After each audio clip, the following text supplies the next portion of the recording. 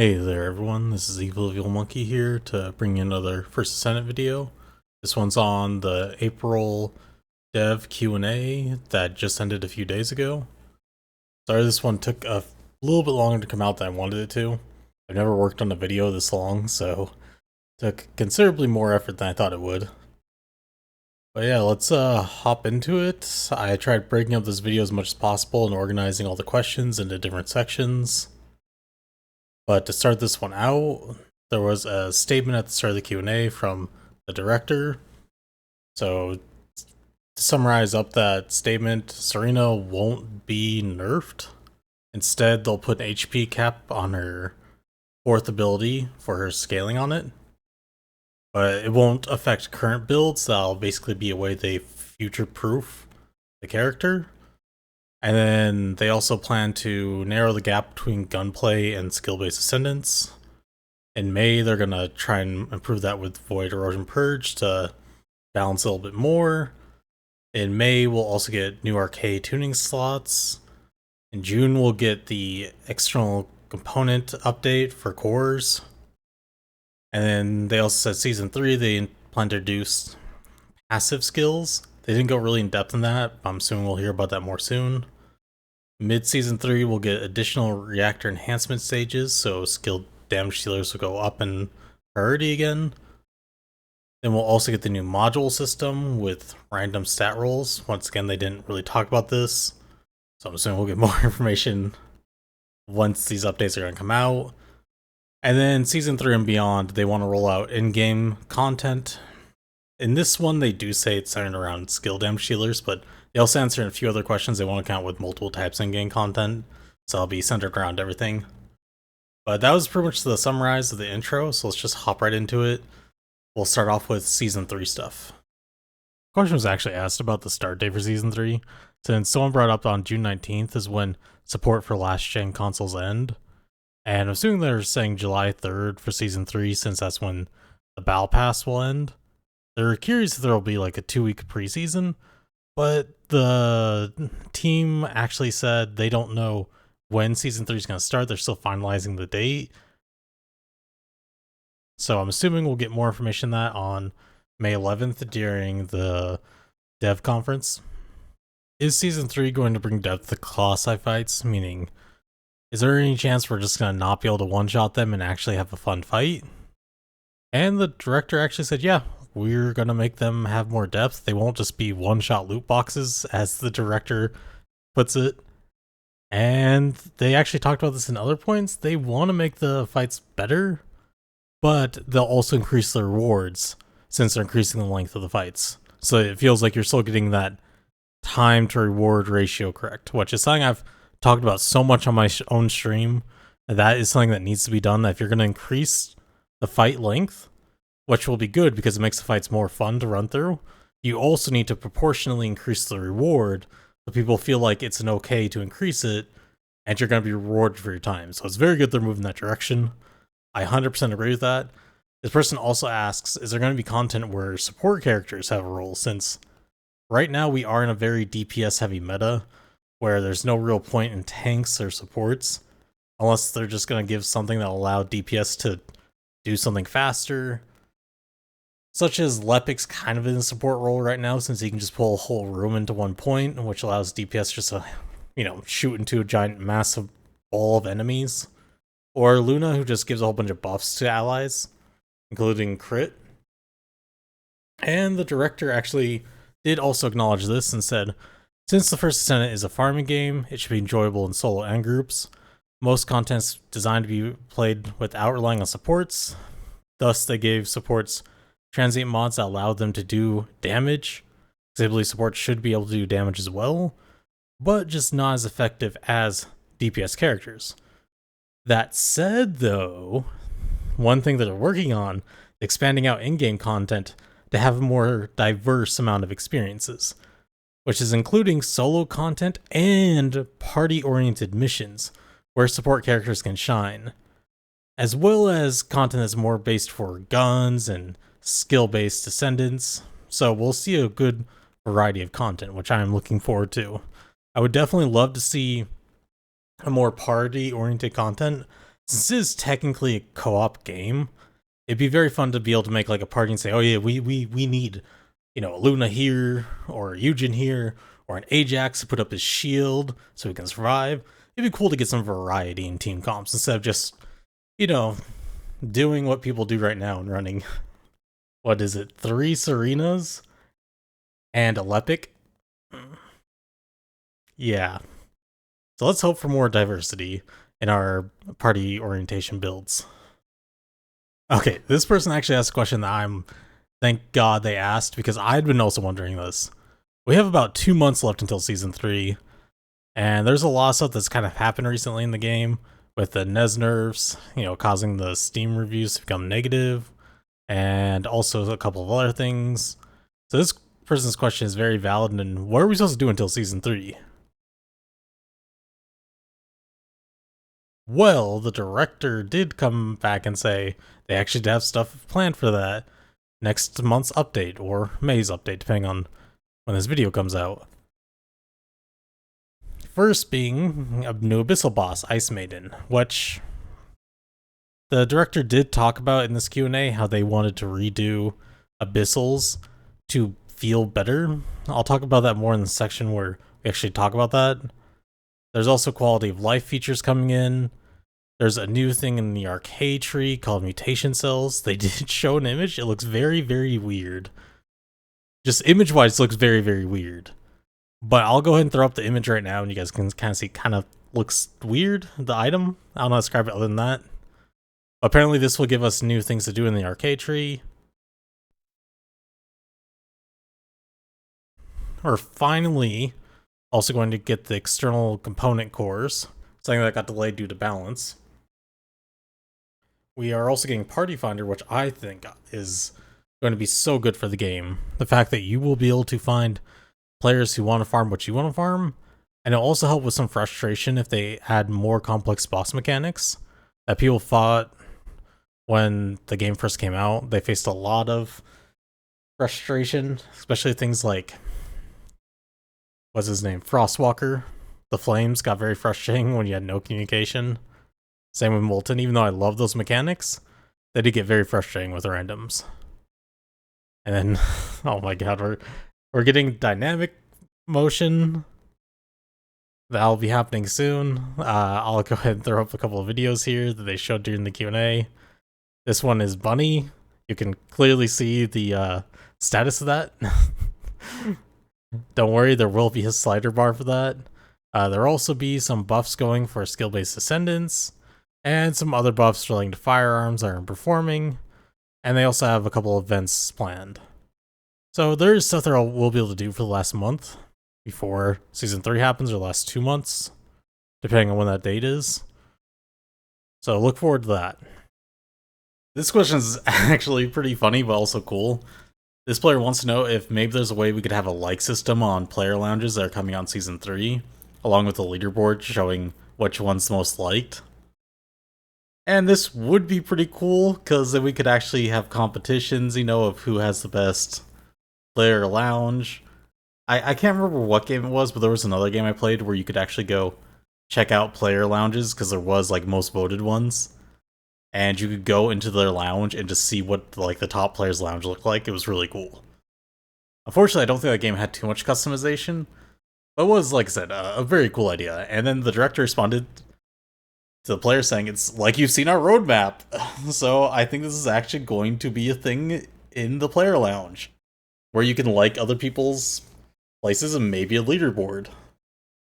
Once again, it would be cool if we'd be able to visit the top person's one, just to be, you know, go, wow, this looks really cool, because some people get super creative with this stuff. But the director also said there'll be more revealed at PAX East, so if everyone doesn't know, that's coming up soon, and we'll make a video on that one as well. This particular question was actually directed at new and returning players, wondering if there'd be like a support system for them to kind of get caught up or get back in the groove of things. And the director said there will be some major events and a growth system for new and returning players in Season 3. There will also be some generous rewards offered. This makes sense. There's some games I played where they've done similar things like this, like a return mission where if you haven't logged into the game for a set amount of time, some games it's like 30 days, some it's 90 days. They will have like a little welcome back event, like, hey, you missed out a lot of stuff. Here's something to get you back into the game so you don't have to feel like you fell a whole bunch behind. So that'd be cool if they added something like this for newer players. But I hope some of those rewards do go to, players who have played the game the entire time. Hopefully there's events and rewards for both. This question was actually a little confused on why the person asked if Season 3 was going to be handled by two different teams. The director actually responded saying the entire development team's participating in Season 3. I don't know why they're referring to it as two different teams in this question, but the entire team is working on Season 3. So for this question, I'll admit I'm a little confused by the wording of this one. I think this is just a translation issue, because I think they translated through something like ChatGPT, and there's just a few things that got translated incorrectly during this. But from the gist of what I can tell is the person's asking, what about diminishing values from the reactor, skill power decreasing, as we do increase enhancement, but we don't increase, I think what they're referring to as the substat values. And the director does answer saying they are aware of this, but there's just more higher priority issues they want to tackle. That's all I could really understand from this question. Like I said, I think there was a translation issue with it. I think what this person is trying to ask about for buffs in this question is they want a way to be able to see buffs on allies so they can better manage being a support, so that they don't have to kind of just guesstimate when their buffs wear out. And apparently this has been an internal topic within the team. But because right now it's centered around DPS, it's fallen in priority. But they also did say in another portion of this Q&A that they want to do more party-oriented things. So maybe with supports rising and something like that, we could maybe see us rise back up in priority. Will Dia from the last update storyline be playable? Eventually, they want to kind of do it. They're considering it at least. But she won't be for summer. So this is referring to a bug the characters have had for a while. Basically asking when the unique lines will be returned for certain interactions between Descendants. They are preparing to fix that. Apparently it's just a lot bigger of an issue than they thought it was, or a lot more complex. But it is coming. So this person wants to know if they could remove the 40% movement speed penalty on Haley if by any chance. And they kind of just throw up this answer of, because there's been a lot of movement speed questions, because that's pretty important in the meta right now.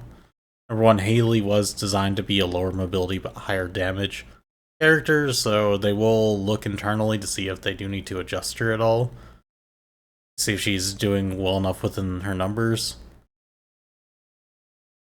But they will review also Bunny, Speed of Light, Movement Speed, the Movement Speed Sprint Cap, and skills that fix movement speed values, because these have all been asked about. They are considering making Serena's wings toggleable, so if you guys didn't know, it used to be on every skin, her wings would be on there, but then people wanted them gone. But some people liked the skins having the wings, so they're considering adding the option to make it so you can toggle it on or off. So I didn't even know this was actually a thing. Apparently Luna cannot get benefits from weapon cores, like speed, which is a huge thing in the meta right now, while she's using her unique weapon. So that's kind of a big nerf to her compared to every other Descendant. So the director did announce that they'll take a look into it to see if they can actually make that work, because it does make sense. So this person brings up the fact that they feel like the director and the development team view clear time as the most important factor for how content is doing and relative strength. But they also bring up the point that this can often hide fatal flaws in certain game modes, or make it so certain characters aren't as relevant, so on and so forth.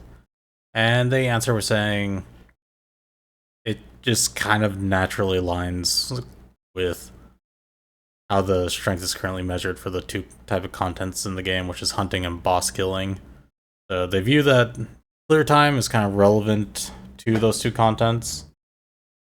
So it sounds like maybe for future content, it might be different, but that's how it is currently in the game.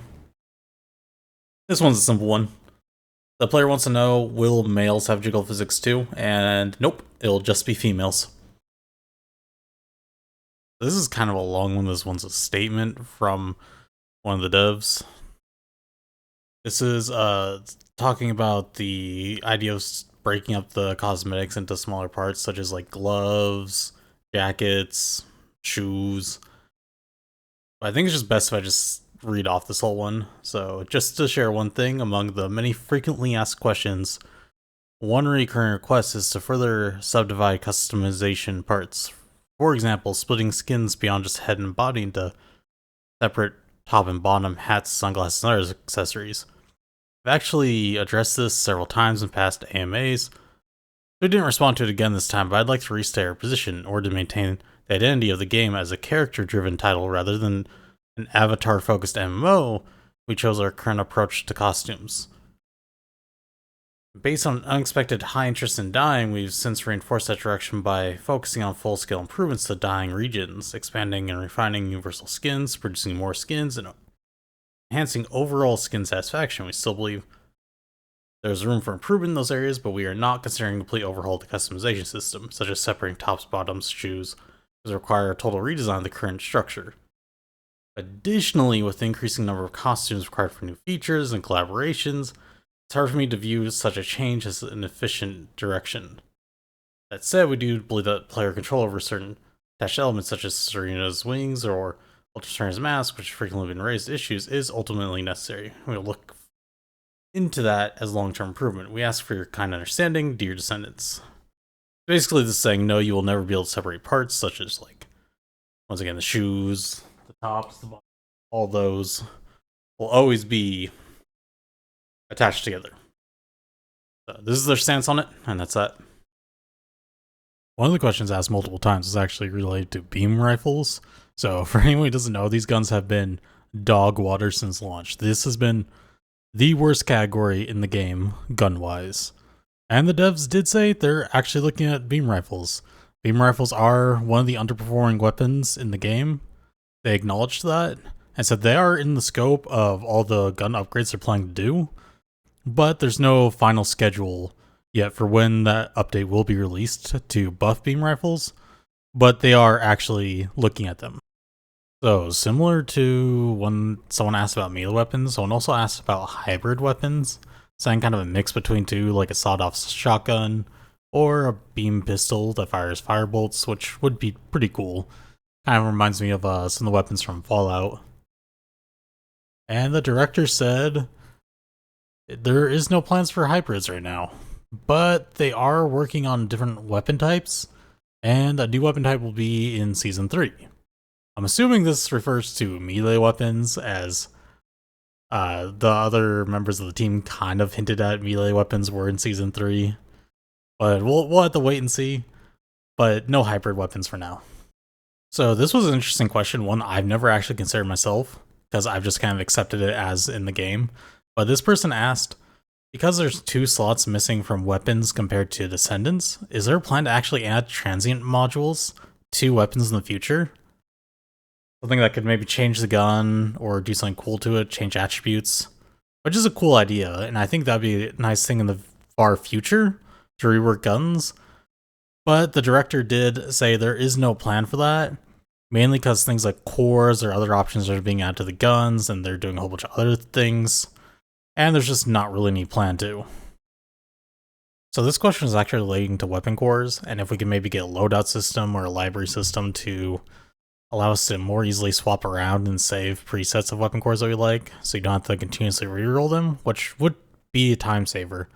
I have had to make so many guns, and they take up so many space because I need different weapon core loadouts for each of them.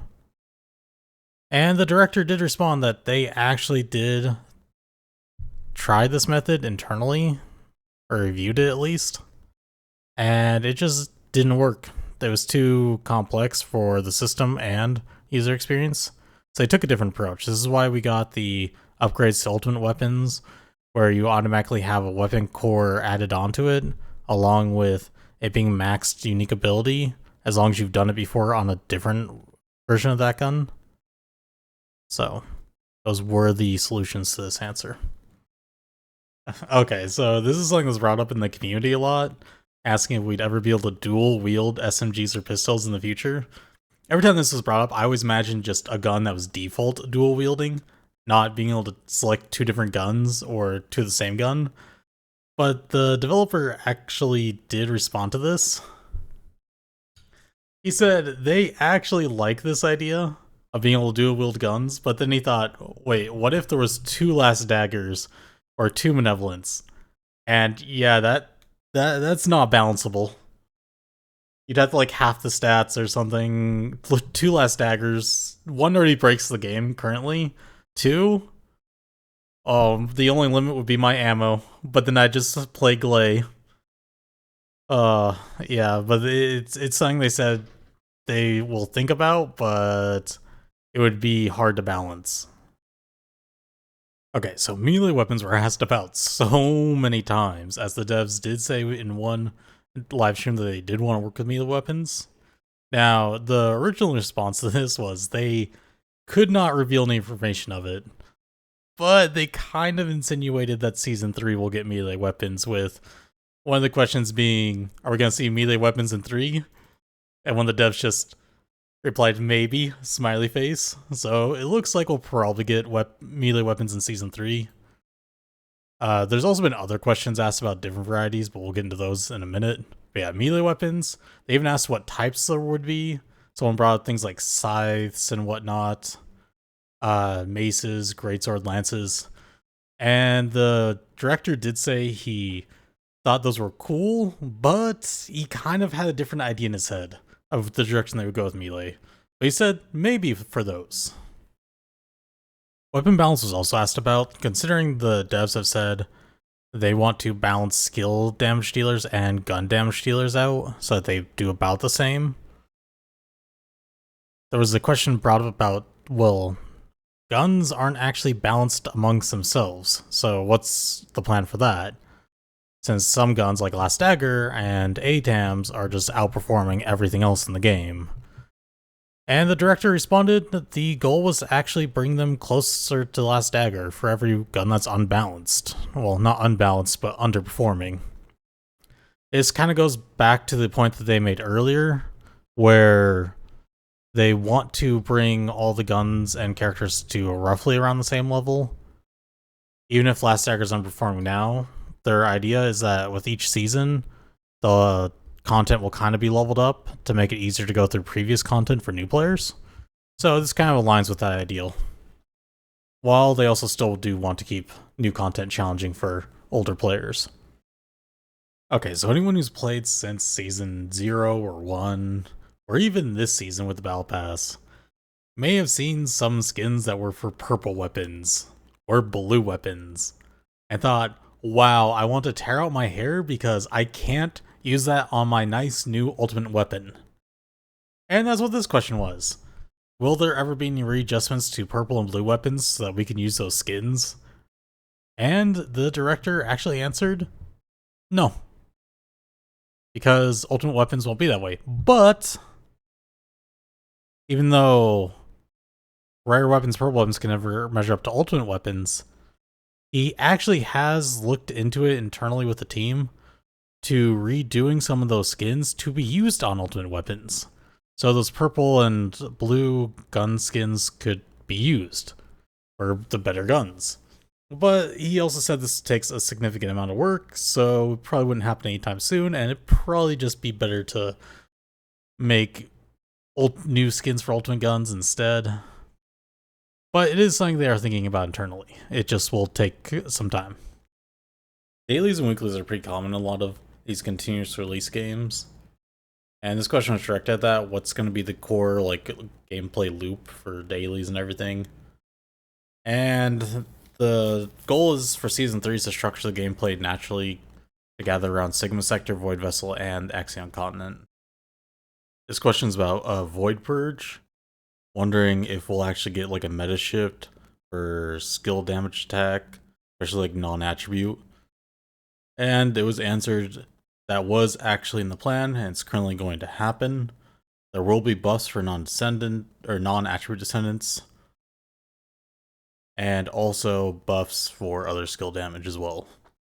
This was an answer from the director to a question, but the question's kind of irrelevant in this case, so I'll just go off the answer. It's just like what the party finder will look like. That's all I pretty much wanted to show here.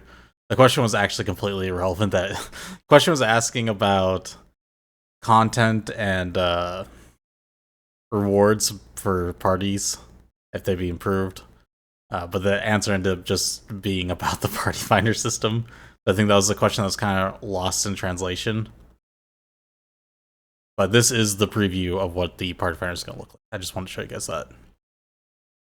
Okay, this user wanted more of an improvement to Sigma Sector and Void Vessel in terms of replayability and rewards, or will we also have stuff similar to that? And the director did say they did increase the XP gain in patch 1.2.14, and they're currently trying to find ways to improve the reward loop and also the gameplay loop as well. And they're going to try and ensure that Axion Field's content also has better loop. This person is mainly complaining about the damage difference between gun damage and skill damage, mainly in Void Purge. And the director did answer this, saying they actually do plan to increase it, as we talked about before. They also want to do enhancement through skill based damage in arcade tuning, and also the external core update will also help significantly. They also plan to come out with some new modes, new passives, and a whole bunch of other stuff they'll also add. Basically, the long-term goal is to have modes for both gun damage descendants and skill-based descendants, and then modes where you can mish and mash both. But this is a long-term plan, and mainly Season 3, this will be one of the big goals. A third difficulty has been a question a lot of people had throughout the game's lifetime, especially with so much content becoming significantly easier. There is no plan to actually add a third difficulty, was the response. But there will be a new type of content where the difficulty does vary. They've also talked about the one thing they want to do is, as seasons go on, the end game will get more difficult, but so will the player's strength also increase alongside that. So the idea is they want to balance out how strong the player is and how difficult the content is, with the idea of this being earlier content that was released in the game should be easier so that players can catch up to endgame quicker. So if someone joins at Season 3, Season 1 and 2 stuff should be a lot easier for them since they'll have access to resources from Season 3. And if we ever get to, like Season 10, then Season 3 would be significantly easier for a new player. So that they wouldn't have to, spend months and months catching up. They could quickly catch up to current players. At least that's what I've gotten from what they've explained. This question actually brings up an interesting design philosophy for the game going forward. This person asks you, plan to add any core rewards to Erosion Challenge? So they're talking about the VEP challenge stages. And the director basically said no. So this comes from a cautious stance that they talk about, because they do not want challenge to be repeatable. They want challenge to be the idea that you just won't get further up in the leaderboards. Because if they do end up adding rewards to it that you can continuously farm, then that becomes farming content, and people will start complaining that it's too difficult, even though it's supposed to be a challenge. And they would have to start nerfing it so that people could have better time to efficiency standpoint. You don't want people farming, 15 minutes to get one core. So it would have to basically rework the whole idea of that. So for now, no. Which I do agree with this design philosophy, because we do have farming stages. But if you make everything in the game farming, generally things will just be found to a way to make the farming easier and quicker, and that's what players would want. But you do want something that's challenging, that's not farming, so players can have something to push the builds against. There's no point in farming just to farm. You farm to have some kind of endgame challenge to, slam your builds against, push them to the limit. So I think this is a pretty good stance. This was actually a statement announced by the director. This was not in relation to any question, but probably to actually a series of questions where people had asked about how they want to have Avoid Abyssal. And they actually have taken a stance on it with Ice Maiden, where they want to design a fun and engaging boss that isn't just defeated in 1 second, since they have actually said in previous questions they took a lot of time designing these fights and they want people to have enjoyment from them. And they are meant to be endgame-ish. But the upside is, even though they're going to make them longer and more difficult, they will also up the rewards. You get a time to effort ratio that's appropriate for what you are doing. You don't want, currently we get average 4 tickets to get the cosmetics. You don't want a 5-minute fight to get those 4 tickets. That just feels awful. So as long as they appropriately increase that to a time, let's just say, if it's, 5-minute fight, if I got, anywhere from 30 to 50 tickets for that one fight, I'd be pretty happy with that. I think that would be a good exchange for time to ratio. But we'll see how they go about it. So they are planning to also increase pretty much all the drops from the boss in proportion to the time that it takes.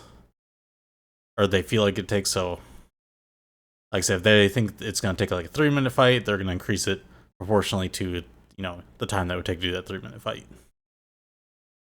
Also, for Axiom, we'll get a new combat zone system, which will increase but provide better rewards. We'll have to see what that is. They'll probably talk about that with the PAX conference. Bad news to start out the cosmetic section. The devs unfortunately never responded to the Maid Ajax costume being added to the game. I know many people were excited for that one, but the answer was never given.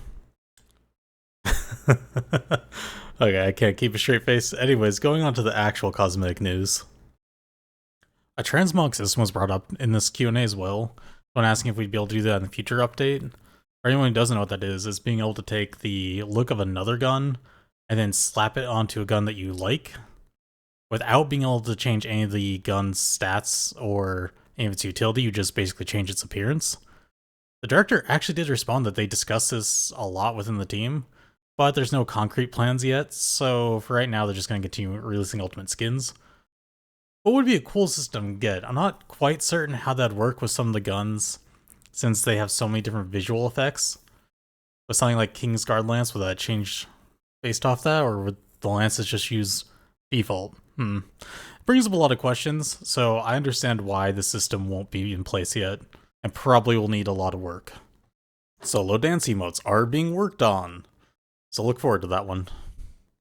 This was actually asked a few times, if we'd have any kind of community outfit creation or community contest.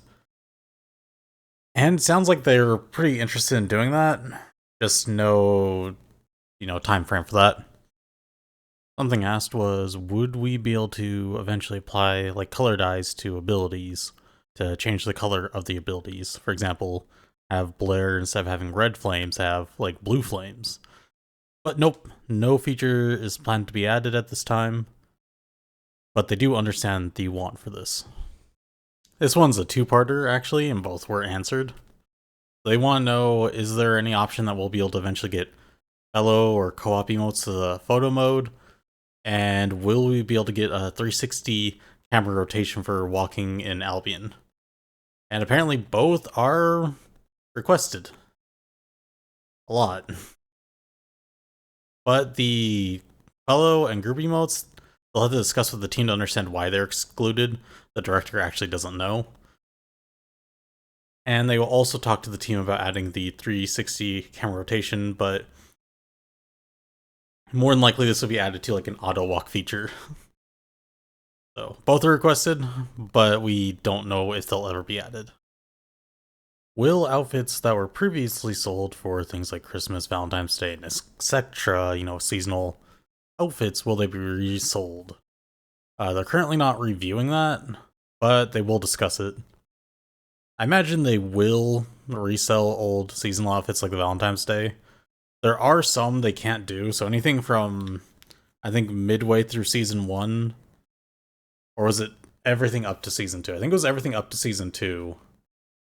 So anything before season 2 cannot be resold because of some wording in how they were sold. Because they're limited time, they can't resell them legally. So that's why we actually have the new Albion Academy outfits, because those are kind of replacement for the Academy Cadet ones. So, but I do imagine these will get resold eventually. So this player's question was about visibility in the game, mainly about particle effects and or visibility for color blindness. And the director said they are working on that. It's been slower than expected, but they are working on it, improving visual effects. This person is asking about being able to sell all core materials, TTA 0, such as Frana code and whatnot, basically materials you get from different resources other than patterns, usually. Because after you get the Descendant, there's no point in this, and the director says, yeah, that needs improvement. So I'm assuming they'll change it in the future. This question actually brought up module limit. If you guys don't know, it's currently 2,000. Before, I believe it used to be 1,500. And it was increasing. This player just wants to know if there's any plans to increase it again in the future. The answer was there is no review for it, but they can look into it. And eventually it will be necessary. So this user asked if cutscenes or the story could be played in Albion instead of having to go to different zones. You didn't know if you see a little shining light that's a story video, cutscene, whatever you want to call it. And the developer said, no, unfortunately we can't do that because Unreal Engine 5 requires zones transitions, but I think this may have been a mistranslation and they didn't understand what this person was asking. But I could be wrong, but yeah, that's the answer to this question. So this player wants to know if there's any plans to reduce the clutter of map and player names on the HUD, or maybe allow us to adjust it ourselves, which some games actually do let you do that, and it is pretty convenient. And the director answered with, the HUD and UI were actually designed with console in mind, so it wasn't initially in the game, but it is a cool idea to be able to add, but they can't address it in the short term because they're looking to expand other options or other things within the game, and this can be considered under long-term improvement. So this is a kind of cool suggestion. This player wanted to be able to add notes for reactors and external components to help with multiple builds, so they can kind of figure out which builds they want to do and don't spend as much time with presets. And the developer said this is actually kind of a cool idea, and they fully understand why they'd want to do it, but it's not a super easy function to implement, and they will discuss it with the team as possible future solution, but can't happen yet. But it is an interesting thing to bring up. It'd be pretty cool so that you could better organize your builds, figure out maybe what you want, or maybe leave a note saying, oh, I need these 3 types for this character. I think it'd be pretty cool. But, like I said, director said maybe in the future, but no guarantees. Presets were asked about, asking if we'd get more preset slots, or if there'd be easier ways to access them. The director did answer this. He didn't answer if we'd get more, because I don't think he fully understood that that's what the person was mainly asking. But he did answer by saying we'd get more ways to access the presets, along with, we're soon going to get the inversion reinforcement in the preset. He even gave an image, which I'll throw up on the screen here for you guys. I would personally like more ways to get presets, just the slots themselves in game, as it's kind of weird that that's one of the things that we actually had to buy. So hopefully in the future. The next question is someone asking about the social feature, mainly with being able to find friends through their IDs. They want to be able to search through partial input of the name or just the numbers after the symbol, after the hashtag symbol. This would make it a lot more convenient as entering the whole name, especially with, friends who have very, very long usernames. It can get annoying to type the whole thing out, so I understand this one. Also, they want to add a memo feature so that they can remember why they blocked users, which also makes sense. But I don't think that one would ever be implemented. But the director did say that for the search portion, it would be hard to implement right away, but they do believe the social aspect of the game is a long-term thing that needs improvement. But they just can't do it right now because it would require modifying the structure. And I imagine they're trying to just focus everything on Season 3 right now. Now, this one's actually asking about subtitles. If you guys don't know, although I'm sure you guys all do know, subtitles are just on during everything. I don't really mind because I always have subtitles on either way. But this person asked if we can turn them off during cutscenes or while playing. And this was actually responded to with saying, it actually has been discussed for a long time, but it just keeps getting pushed back because other tasks have higher priority, which makes sense. This isn't a very big thing. I mean, cinematically would look nice to not have subtitles on during some of the cutscenes, but I would also rather them work on higher priority tasks. Crystallization Cal is something we all kind of hate to grind, but we all need to grind for our builds. And this question was asking, will we ever be able to craft 2 or 3 at the same time, which please let us be able to do something like that or greatly decrease the crafting time.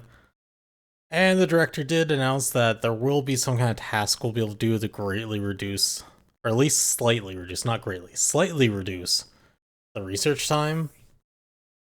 But please, just let us craft multiple at once. It doesn't ruin the balance at all. Please just let us do that.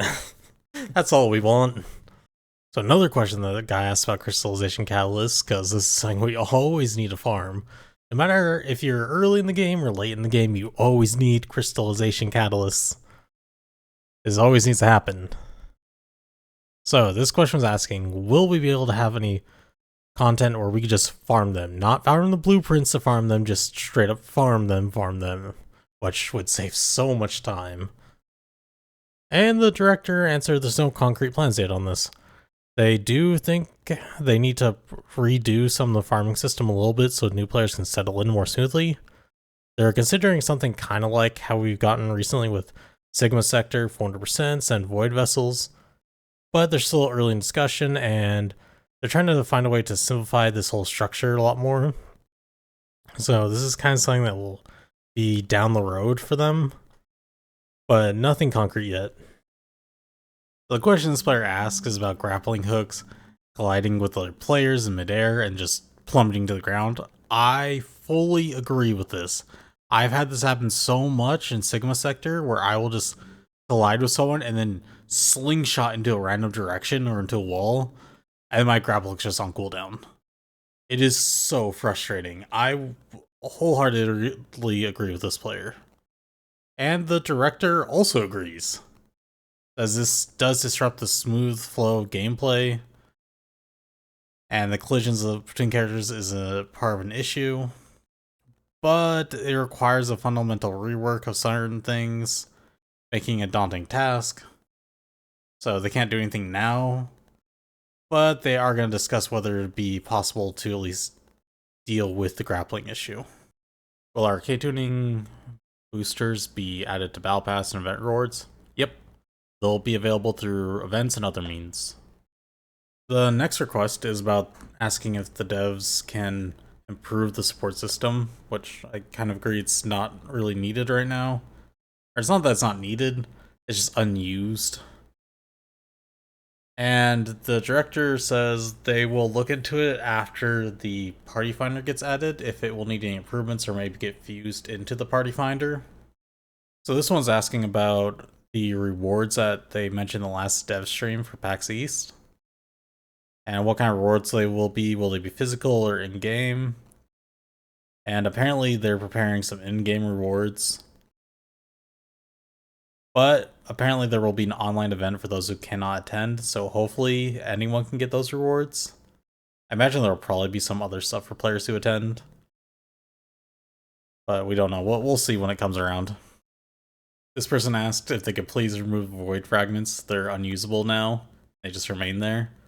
And it was answered they're planning on deleting it. I hope they don't just delete it. I hope if they do remove, that's fine. But I hope they give us something or replace it with something else.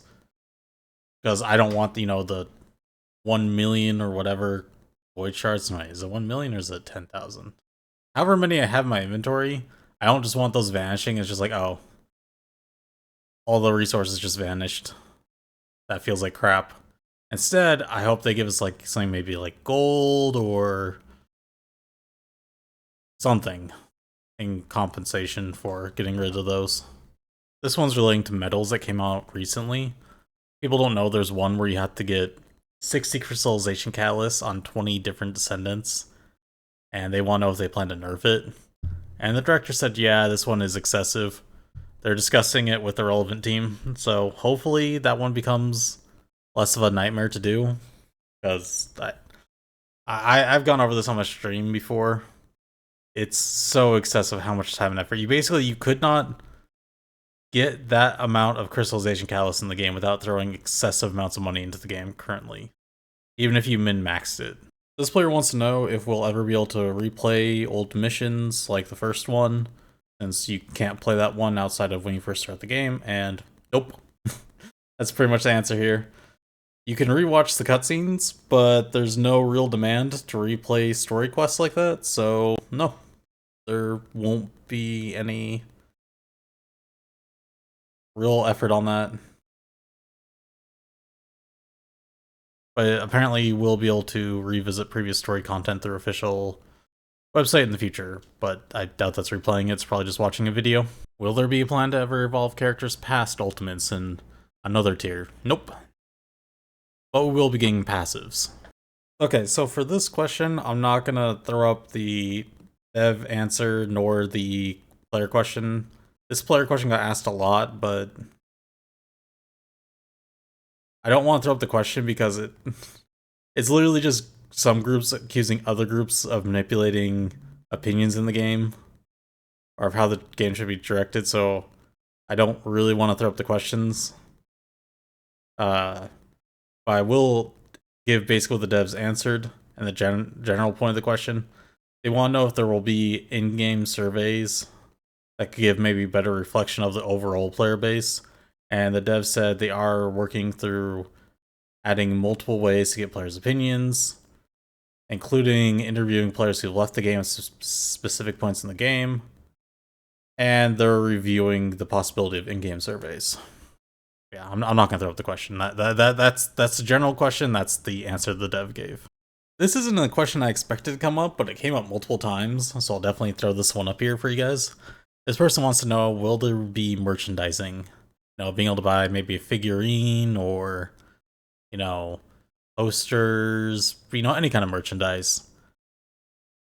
And it was answered, they are interested in it, but it does take time to make this stuff. And it probably takes longer than you'd expect. So they do want to do it. They are seemingly working on it, but it does take time. I imagine this is probably because they have to find a company to make the merchandising, figure out pricing, what they want to do, so on and so forth. Do maybe a focus group to see if people like what they're planning. I imagine there's a lot of steps, and probably a whole bunch of steps I'm not even thinking of. So it's in the works, it sounds like, but it's going to take time.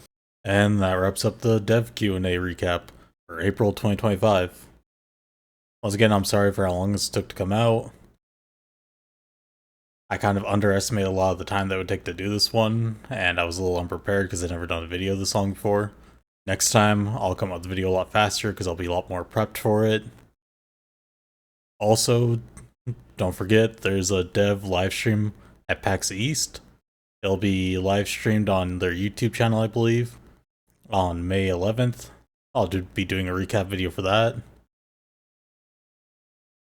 And if you did enjoy this recap, don't forget to like, comment, subscribe, And if you want to chat anything for Descendant, I live stream every day on Twitch at 2 p.m. PST. I'll go ahead and throw that up on the screen too. Alright, I'll catch y'all later.